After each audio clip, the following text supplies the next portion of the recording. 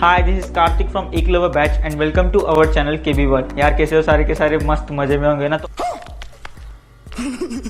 तो आज की इस वीडियो में हम देखेंगे ऐसे 7 मिस्टेक एडमिशन प्रोसेस में जो कि स्टूडेंट्स को करनी नहीं चाहिए, लेकिन अननोइंगली कुछ स्टूडेंट्स कर देते हैं, बाद में काफी प्रॉब्लम होता है। अरे देवा, ये गड़बड़। देखो, इस वीडियो में मैंने काफी सारी चीजें डिस्कस की एंड कुछ ऑफ टॉपिक रिलेटेड भी चीजें डिस्कस की, जैसे एडमिशन प्रोसेस में आपको एग्जैक्टली करना क्या होता है, कुछ ऐसे चीजें तो जनरली कोई बताता नहीं है। ओके, सो वीडियो में सारी डिस्कस की है, तो वीडियो स्किप मत करना, देख लेना थोड़ा। Okay, so let's start. The first mistake है डोंट ट्रस्ट एनीवन ब्लाइंडली। मतलब किसी को भी आपको ट्रस्ट नहीं करना है, क्योंकि देखो हो सकता है कि सामने वाले को हाफ नॉलेज हो, आपको नॉलेज मतलब बता रहा है, आपको लग रहा है हाँ एकदम कॉन्फिडेंटली बता रहा है तो ये चीजें सही होगी, लेकिन सामने वाले को हाफ नॉलेज है। ओके, सो यू नो ना, हाफ नॉलेज इज डेंजरियस, तो समझ लेना वैसे तो। देखो, तो इसलिए आपको रिलेटिव्स पे इस पे जो भी आपके क्लोज वन से किसी पे भी ट्रस्ट मत करना ब्लाइंडली। ओके, पहले खुद रिसर्च करो, जो बोर्ड सुनो सबकी, लेकिन एंड में डिसीजन आप कर लो। बेसिकली काउंसलिंग इज एडवाइस, आपको डिसीजन तो खुद ही लेना है ना। ओके, सो देखो, ट्रस्ट मत करना इस फील्ड में, जनरली इस फील्ड में नहीं, क्या मेजोरिटी लोग बायस्ड होते हैं, मतलब किसी ना किसी के साथ उनका टाई अप होता है, किसी ना किसी कॉलेज के साथ, किसी ना किसी यूनिवर्सिटी के साथ उनका टाई अप होता है।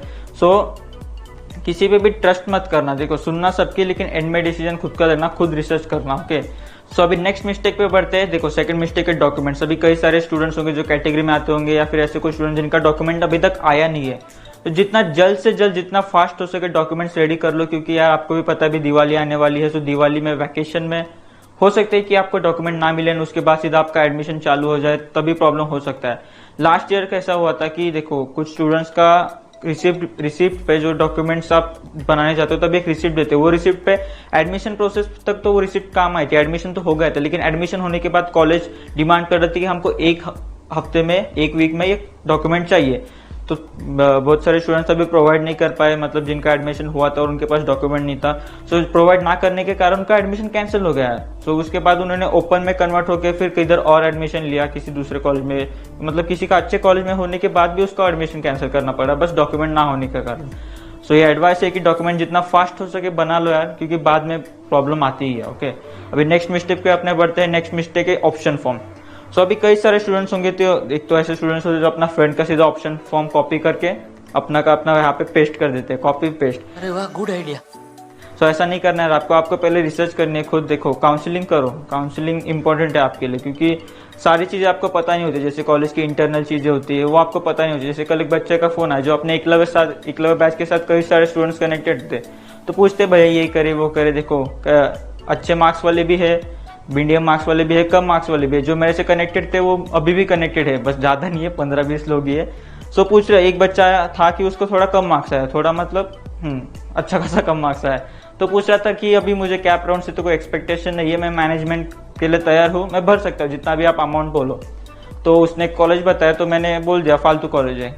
अभी तो मैं तो वीडियो में नहीं बोल सकता कि ये कॉलेज का नाम और ये फालतू कॉलेज है, ऐसा तो वीडियो में बोल ही नहीं सकता, क्योंकि कॉलेज वाले लीगल एक्शन लेते, तो ऐसा वीडियो में हम बात नहीं कर सकते। ओके, तो मैंने उसको बोल दिया फालतू कॉलेज है, तेरे को करना क्या आगे? तो बोला मुझे बिजनेस, डैडी के बिजनेस में ही सपोर्ट करना है। सो मैंने उसको एक ऐसा कॉलेज सजेस्ट किया कि वो उसको जॉब के लिए नहीं, लाइफ के लिए प्रिपेयर करे।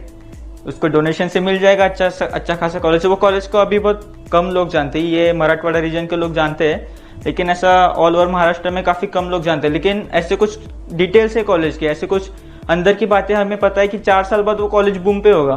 जैसे टॉप 20 में कुछ कॉलेजेस है, वो 4 साल बाद नीचे आ जाएंगे, मतलब लिस्ट में नीचे आ जाएंगे। क्यों? क्योंकि कॉलेज क्या है, कुछ अंदर की चीजें जो सिर्फ कुछ लोगों को पता होती है, लाइक काउंसलर्स को पता होती है, इसलिए आपको काउंसलिंग लेना जरूरी है। मतलब किसी से भी लो या किसी से भी लो, फर्क नहीं पड़ता है, बस मतलब एक आपके ऊपर किसी का हाथ होना चाहिए कि हाँ आपको वो सारे जेन्युइन डिटेल्स प्रोवाइड करे, आपको सारे जेन्युइन चीजें बताए।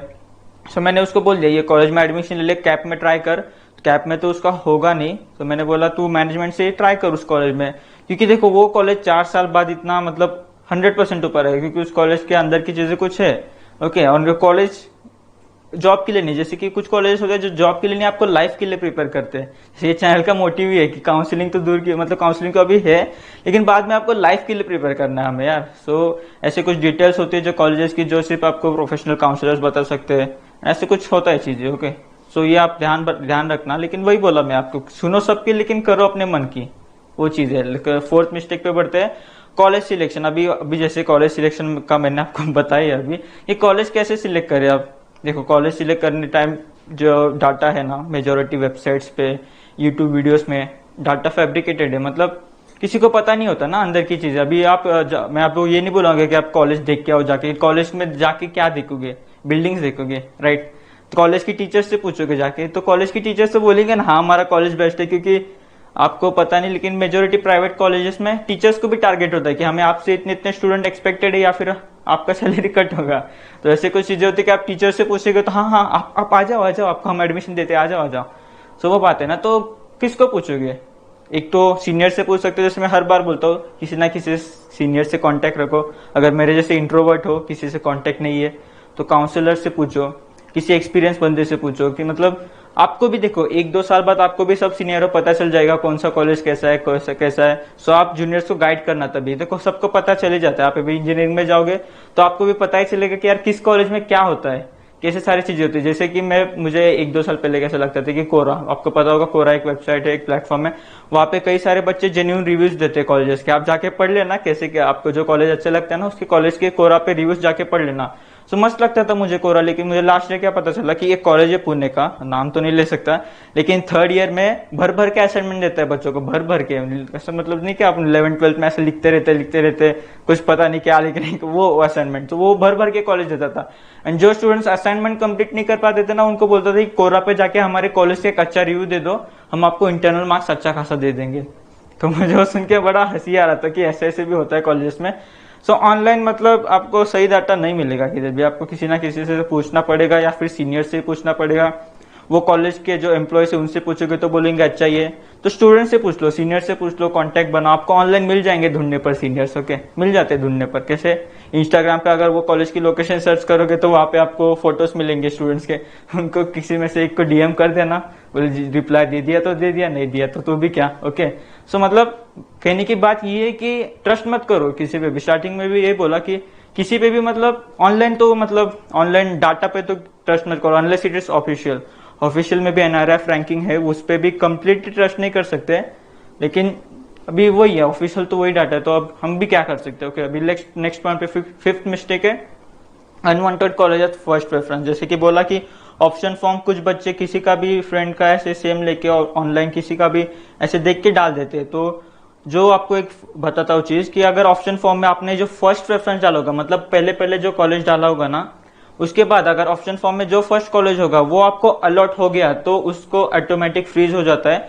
एंड उसके बाद वो कॉलेज को आप ये नहीं कर सकते, मतलब आपका वो कॉलेज लगे गया, अभी आप कैंसिल नहीं कर सकते उसका एडमिशन। तो ये ऑप्शन फॉर्म में होता है। जैसे आप किसी साइबर कैफे में जा रहे हो तो वो बंदा जो होता है साइबर कैफे वाले भैया, तो वो आपको उनका भी किसी के साथ टाइप होता है। जैसे मैंने स्टार्टिंग में बताया, everyone is biased, majority people in this field are biased, not everyone. So समझो उसका किसी के साथ टाइप होगा तो उसने डाल दिया फर्स्ट प्रेफरेंस पे वो कॉलेज, तो वो तो आपको 100% लगेगा ही, क्योंकि उसका कट ऑफ इतना लो जाता है। ओके, वो लग गया तो आप कैंसिल भी नहीं कर सकते, हो गया एडमिशन आपका। सो ऐसे चीजें होती है, इसलिए ऑप्शन फॉर्म खुद ही भरो, जितना हो सके ना खुद ही भरो। चलो आपको पास ये डिवाइसेस नहीं है तो आप वहां पे जाके ऑप्शन फॉर्म भर के आना, लेकिन एंड सबमिट खुद ही करना। देखो सबमिट करते टाइम क्या होता है कि आपको एक ओटीपी आता है आपके रजिस्टर्ड नंबर पे, अगर ओटीपी आता है आपका रजिस्टर्ड नंबर पे, इसलिए तो फाइनल सबमिट पूरा देख लेना। कोर्स होता है ऑप्शन फॉर्म में बेसिकली, एंड में नहीं क्या कोर्स प्रिंट होता है, कॉलेज के नाम प्रिंट नहीं होते, जैसे 200 ऐसा कुछ कोर्स टाइप होता है, तो वो प्रिंट होता है। तो वो बात ध्यान रखना है कि ऑप्शन फॉर्म काफी इंपॉर्टेंट है पूरे एडमिशन प्रोसेस में। नहीं क्या सबसे ज्यादा कोई चीज है तो अगर वो है तो ऑप्शन फॉर्म, क्योंकि इसी में से आपका सारा डिसाइड होने वाला है कौन सा कॉलेज मिलेगा नहीं मिलेगा। तो यह सारी चीजें थी। अभी नेक्स्ट मिस्टेक पे बढ़ते हैं, 6th मिस्टेक। देखो कई सारे स्टूडेंट्स होते हैं जिनके पास पैसा इतना होता नहीं है कॉलेज की फीस भर सके, जिनको जो कॉलेज अलॉट होता है, तो कुछ तो एक तो आपके पास TFWS का ऑप्शन है, फिर EWS का ऑप्शन है, फिर दोनों भी नहीं हो पाया तो EBC का ऑप्शन। EBC से रिलेटेड मैंने पहले वीडियो बना के रखा है, वो देख लो जाके। सो लेकिन कुछ स्टूडेंट्स होते हैं जिनका ये करने के बाद भी पूरा होता नहीं है, मन कहीं ना कहीं कमी हो जाती है। सो उनके लिए होता है एजुकेशन लोन। आप एजुकेशन लोन ले सकते हो, जिम्मेदारी आप पे होती है, पेरेंट्स पे नहीं होती एजुकेशन लोन की। एक बार आपने एजुकेशन लोन ले लिया तो मीन्स उसके बाद क्या आपका एजुकेशन लोन में कैसे है कि आपको कोई एसेट भी नहीं रखना पड़ता है। मतलब जैसे बाकी लोन्स में आपको कुछ चीजें बैंक के पास रखनी होती है कि हाँ हम लोन पे नहीं कर पाए तो आप ये चीज हमारा आपका हो गया। एजुकेशन लोन में वैसा कुछ नहीं होता है, वो आपको सारी डिटेल कॉलेज में मिल जाएगी। लेकिन आपको होता क्या है ना, एजुकेशन लोन में फर्स्ट ईयर की फीस भरनी पड़ती है, लेकिन वो आपको बैंक के थ्रू आ जाती है। मीन्स आपको एजुकेशन लोन के लिए लगता है बोनाफाइड सर्टिफिकेट एंड कुछ कॉलेज के डॉक्यूमेंट्स लगते हैं जो आपकी कॉलेज ही प्रोवाइड करता है। उसके लिए क्या, आपका कॉलेज में एडमिशन होना चाहिए। तो एक बार एडमिशन हो गया तो आप फीस भर दिया ना, फीस एडमिशन तभी होगा जब आप फीस भरोगे। तो उसके बाद एक बार एडमिशन हो गया ना, तो आपको कॉलेज से कुछ डॉक्यूमेंट्स है कि एजुकेशन लोन के लिए अप्लाई करना पड़ता है। अगर वेरीफाई हो गया तो आपको फर्स्ट ईयर की फीस वापस मिल जाती है। उसके बाद फिर आपका ये हो जाता है। फिर उसके बाद 4 साल बाद, फिर 4 साल बाद जब आप जॉब करोगे तो 1 साल का गैप होता है, फिर 1 साल बाद आपको रीपे करना पड़ता है एजुकेशन लोन जो भी है। सो मीन्स आपकी जिम्मेदारी होगी तो आप वैसे उस हिसाब से स्टडी भी करोगे, राइट। सो नेक्स्ट अपना 7th पॉइंट देखो, प्रॉपर काउंसलिंग। जैसा कि मैंने आपको स्टार्टिंग में बताया कि आपको काउंसलिंग की नीड है इस फील्ड में बेसिकली, क्योंकि एडमिशन प्रोसेस में, क्योंकि बहुत सारे लोगों को तो एक तो हाफ नॉलेज है, वो आपको आके कुछ भी बता देते हैं। वेबसाइट सारे, मतलब वेबसाइट पे सारा डाटा फैब्रिकेटेड है, सब पैसों से चलता है यार। एक कॉलेज पैसा देगा कि हमारा ये रैंक ऊपर डाल दो, थोड़ा टॉप 10 में डाल दो, टॉप 20 में डाल दो, ओके हो जाएगा। जो प्राइवेट अपने जो डाटा पब्लिश करते हैं ना, NRF को छोड़ के प्राइवेट जो अपने प्राइवेट डाटा पब्लिश करते हैं, प्राइवेट रैंक्स पब्लिश करते हैं, नाम तो नहीं लूंगा, लेकिन उनका भी होता है कि इतना इतना पैसा दे तो ये कॉलेज में डाल देंगे, पेपर में ऐड डाल देंगे, ये डाल देंगे, वो डाल देंगे। तो ट्रस्ट किसी पे भी मत करना। जैसे मैं यही पूरा वीडियो में ये बोल रहा हूँ, ट्रस्ट किसी पे भी मत करना इस फील्ड में। बस बहुत कम लोग हैं जिन पे आप ट्रस्ट कर सकते हो। सो हो सके तो काउंसलिंग ले लेना किसी से भी, मतलब जो आप जिन पे आपको ट्रस्ट है।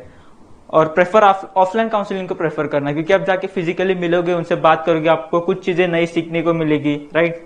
कुछ चीजें नई सीखने को मिलेगी। ऑनलाइन से 100 गुना बेटर ऑफलाइन है, इतना तो है। ऑफलाइन जाके किसी से भी, मतलब आपके जो शहर में होंगे या फिर आपके आसपास जो आप उनको पहचानते हैं, ऑफलाइन काउंसलर जाके, क्योंकि अभी थोड़ा इन्वेस्ट कर दो काउंसलिंग में, क्योंकि उसको आपको रिटर्न तो अच्छा ही मिलने वाला है। क्योंकि एक बार अच्छा कॉलेज मिल गया तो मतलब वो लाइफ टाइम वाला रिटर्न हो गया ना, राइट। अगर आपको ऑफलाइन पॉसिबल नहीं तो ऑनलाइन काउंसलिंग हो। एंड ऐसा नहीं है कि काउंसलिंग जरूरी है। अगर आपको, मतलब आप रिसर्च कर सकते हो, आप फ्रेंड से बात कर सकते हो, सीनियर से बात कर सकते हो, आप इतना थोड़ा मेहनत कर सकते हो कि मतलब बात करके सारा डाटा कलेक्ट करना, किस कहाँ पे क्या हो रहा है, ये सारी चीजें कर सकते हो, तो काउंसलिंग की जरूरत नहीं है। लेकिन समझो आपका हो रहा ही नहीं है, मतलब आपको पता ही नहीं है कहाँ पे सारा डाटा अवेलेबल होता है, तो काउंसलिंग इज नेसेसरी, ओके। आप काउंसलिंग लेना, किसी से भी लेना, उसका कोई पॉइंट नहीं है, बस ट्रस्टेड होना चाहिए, एक्सपीरियंस होना चाहिए। सो बस आज की इस वीडियो में इतना ही यार, 7 ही मिस्टेक थे अपने, थंबनेल में भी 7 ही था। सो मिलते हैं नेक्स्ट एक अमेजिंग वीडियो में, तब तक के लिए बाय। एंड हाँ, आपने यहाँ तक वीडियो देख लेना तो मैं आपको मेरा नंबर दे देता हूँ, दूं ना? मुझे पता नहीं इस बोर्ड पे